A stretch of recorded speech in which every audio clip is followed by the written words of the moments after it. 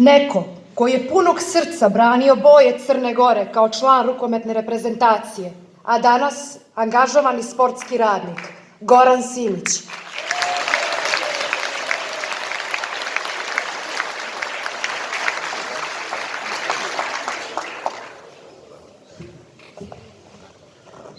Dobroveče, dragi gosti, dobroveče, sugrađani, dobroveče, sestre Crnogorke i braćo Crnogorci.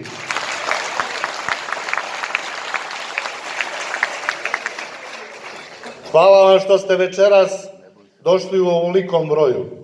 Siguran sam da povodom ove teme ne postoji pozvanije mjesto u Crnoj Gori od grada Bara. To je grad koji je na najbolji mogući način reprezentuje multietnički, multikulturalni i multikonfekcionalni sklad, po čemu je Crna Gora nadaleko poznata. Sloboda vjeroispovijesti o kojoj se govori predmetni zakon u Baru postoji od davnina. Nije uzalud rečeno, pod Rumijom tri su vjere, one neće da se dijele.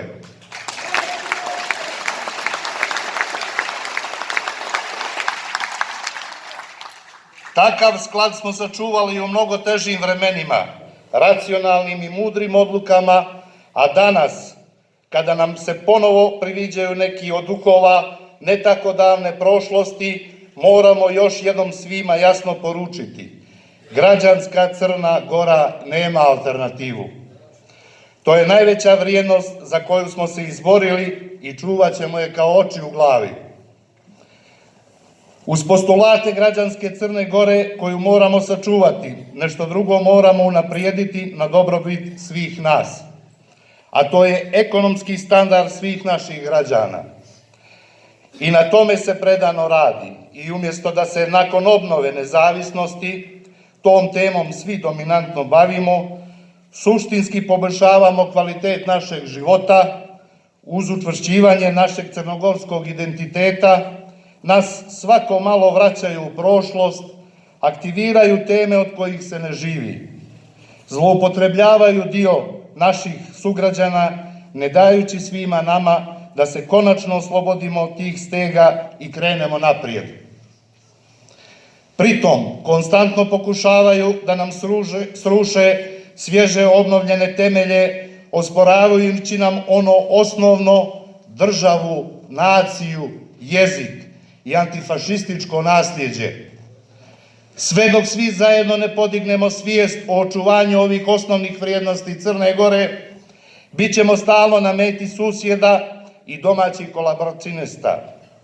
Zato moramo biti oprezni, raditi na jačanju crnogorskog identiteta i čuvati našu malu, ali kršnu Crnu Goru, koja će ovome odoljeti.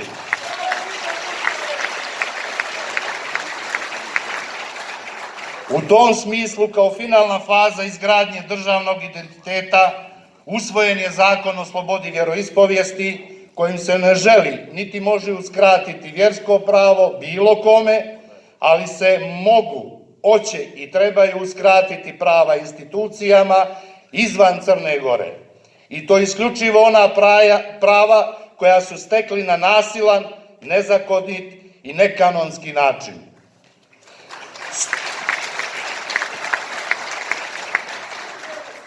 Stoga je potpuno logično da država Crna Gora na zakonit i demokratski način vrati u svoje okrilje imovinu koja je uzurpirana, nasilno oduzeta i upisana na Srpsku pravoslavnu crkvu bez ikakvog pravnog osnova i da način njeno korištenja riješi na dobrobit svih građana pravoslavne veroispovijesti.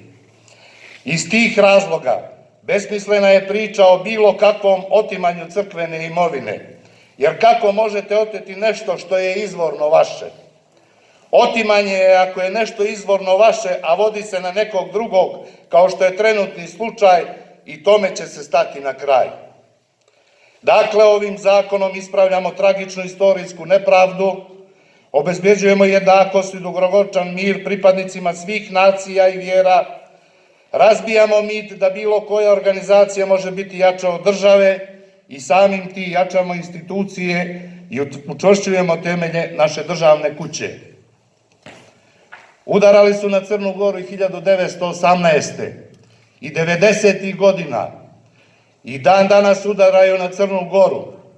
I kada pomisle da su je srušili, Crna Gora se kao Feniks uzdizala iz pepela, postojala je uvijek jača, zahvaljujući svojim ćerima i sinovima.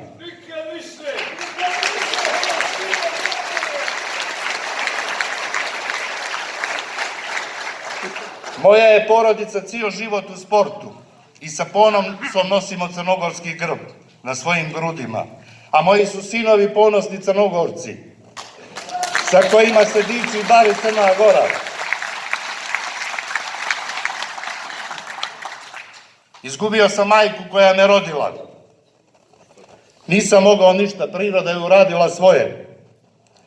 Ali neću da izgubim i majku Crnu Goru, jer tu se nešto i ja pitam.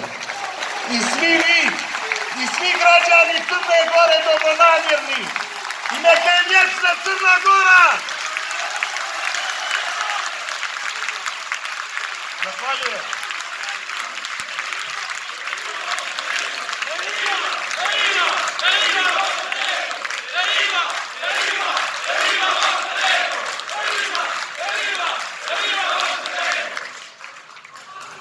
Član Crnogorskog pokreta Zoran Mugoša.